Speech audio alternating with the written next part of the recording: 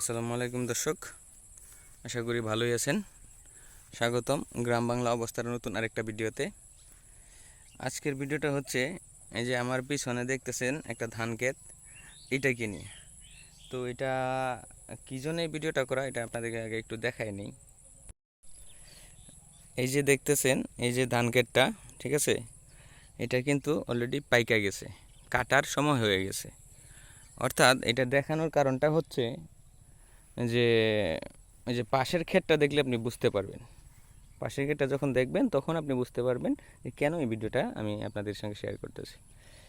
তো এই পাশের ক্ষেতটা দেখুন, এটা হচ্ছে এটার ডাইন সাইডের, পাকা ধানের ডাইন সাইডের ক্ষেতটা হচ্ছে এই যে দেখেন, মানে সরি দক্ষিণ দিকের ক্ষেতটা হচ্ছে এটা। দেখেন এটাতে মাত্র শীষ বের হওয়া শুরু হয়েছে।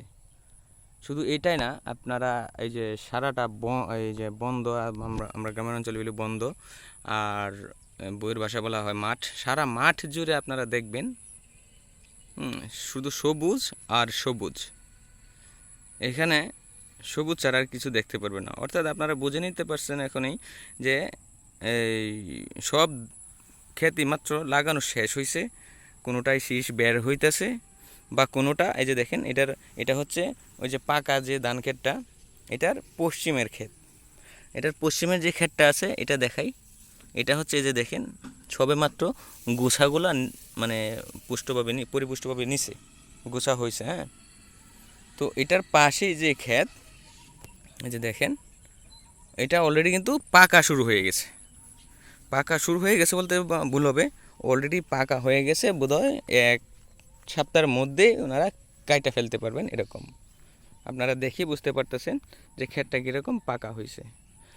তো আপনাদের কাছে আমার একটা প্রশ্ন, যে এই পাশের ক্ষেত ডানে বামে আগে পিছে যে ক্ষেতগুলো আছে, অর্থাৎ পূর্ব পশ্চিম উত্তর দক্ষিণ, এই চারদিকের যে ক্ষেতগুলো আছে আপনাদেরকে একটু ভালো করে দেখে আপনারা একটু খেয়াল করেন, দেখবেন যে এর চারপাশে যতগুলা ক্ষেত আছে সবগুলাই কিন্তু সবুজ।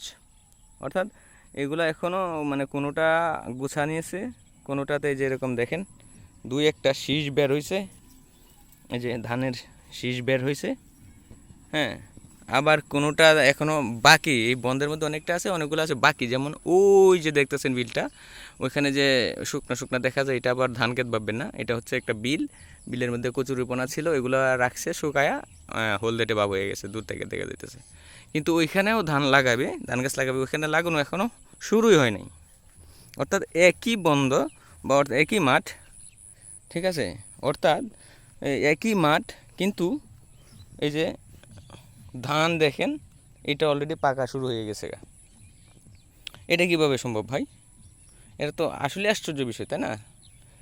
তো আপনারা যারা এই ধান ক্ষেত লাগানো বা এই ধান ক্ষেত সম্বন্ধে একটু ধারণা আছে, আপনাদের কাছে আমার একটা প্রশ্ন থাকবে, বিশেষ করে গ্রামাঞ্চলের যারা আমার ভিডিওটা দেখবেন তাদের কাছে আমার একটা প্রশ্ন থাকবে। তাহলে এই যে পাকা ধানটা যে হয়েছে, তাহলে এই ক্ষেত, হ্যাঁ, এই ক্ষেতে এখনও শীষ বের হয় নাই, তো এই ক্ষেতের কতদিন আগে এই ক্ষেতটা লাগানো হয়েছে? এটা আপনাদের কাছে একটা প্রশ্ন, আপনারা একটু কমেন্টে জানাবেন, আমি একটু জানতে চাই। আর আপনারাও দেখেন যে যেখানে সারা, হ্যাঁ, মাঠ জুড়ে শুধু সবুজ আর সবুজ, তার মাঝখানে এই যে হলদেটে পাকা ধান, সোনালি রঙের পাকা ধান ধরে আছে। আশ্চর্য বিষয় না? বলুন আপনারা, এটা কী করে সম্ভব? তো আমি যে এটা ওনার যে সরি ক্ষেতের যে ওনার, ঠিক আছে, ওনাকে আমি অনেকবার খুঁজছি, অনেক জায়গায় অনেকজনের কাছে জিজ্ঞাসা করছি, কিন্তু ওনারা বলতে পারেন নাই কই আছে না আছে।